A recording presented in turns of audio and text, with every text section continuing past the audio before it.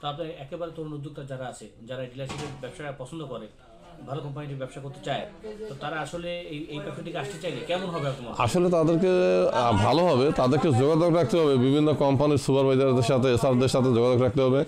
তার প্রথম সাময়িক বোঝার জন্য হয়তো কোম্পানির অভাব নাই, কিছু কোম্পানি নিয়ে আসে বিজনেসটা করলো, সে স্টাডি করলো, দেখলো যে কী অবস্থার মধ্যে আছে, বিজনেসটা কীভাবে করতে হয়, কীভাবে মার্কেটিং করতে হয়, এটা একটা ব্যাপার।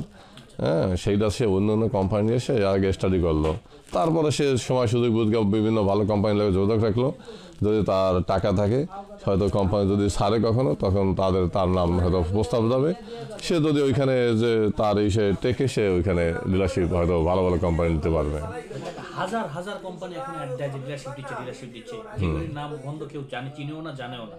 তো এই ধরনের কোম্পানি ডিলারশিপ নেওয়া কি ভালো হবে? না, এইসব কোম্পানির ডিলারশিপ না আমার মতে মোটেও ভালো হবে না।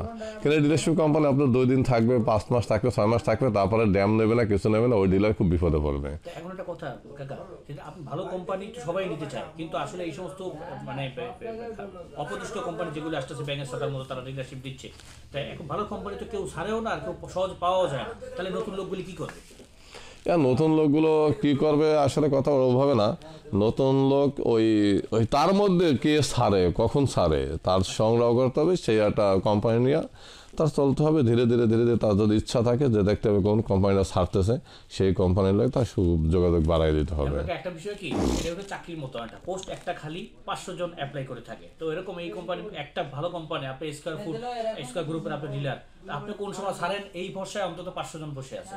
তো সে কবে ছাড়বেন, কবে তারা নিবে? আসলে কি এখানে যারা স্কোয়ারের মার্কেটিং করে, স্যার সুপারভাইজার, তারা কিন্তু এখানে কে কে ডিলারশিপ চালায়, আদার্স কোম্পানি কে কীরকম লোক, তারা কিন্তু অবজারভেশন করে।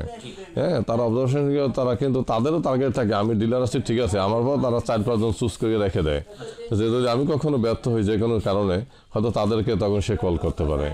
হ্যাঁ, এটা কিন্তু তারাই এই মার্কেটে আদার্স কোম্পানিরা যারা বিজনেস করতেছে, তারা তাদের প্রফিট কীরকম আছে, মানে তাদের এই শেড ইনভেস্ট করতে পারে কীরকম, তাদের মার্কেটিং সুযোগ সুবিধা কীরকম দিতে পারে কোম্পানি, তারা কিন্তু তাদের মতো করে আমার বাদেও আরও 2-3 জন তারা হয়তো তাদের হাতে আছে, তারা মনে মনে রেখে দিচ্ছে।